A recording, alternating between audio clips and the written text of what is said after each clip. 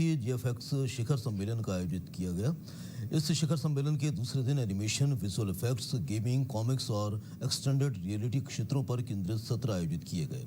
कार्यक्रम में प्रोफेशनल्स के साथ छात्रों ने हिस्सा लिया। जीएफएक्स शिखर सम्मेलन के प्रदर्शनी क्षेत्र में विभिन्न एनिमेशन और ग्राफिक डिजाइन संगठनों के साथ ही इन क्षेत्रों में प्रशिक्षण प्रदान करने वाले संस्थानों के 56 स्टॉल शामिल हैं। इसके अलावा 12 स्टार्टअप कियोस्क अपने नवाचारों को प्रदर्शित कर रहे हैं। पूरे दिन में कुल 9 सत्र आयोजित किए गए, जिसमें भारतीय आईपी बनाने में वैश्विक सहयोग, मीडिया और मनोरंजन में एआई, गेमिंग में महिलाएं, अगली पीढ़ी को सशक्त बनाना, गेम डेवलपमेंट पाइपलाइन और भारतीय गेम उद्योग को बढ़ाना जैसे प्रमुख विषय शामिल थे।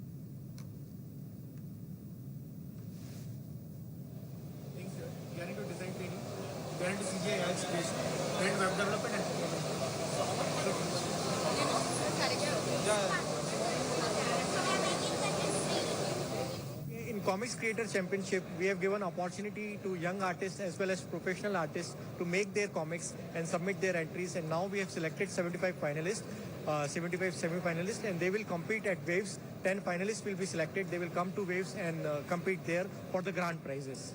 And we are doing many workshop, speaker series, panel series for comic publishers, comic readers, comic fans. So it will be all there at Waves 1st to 4th of May.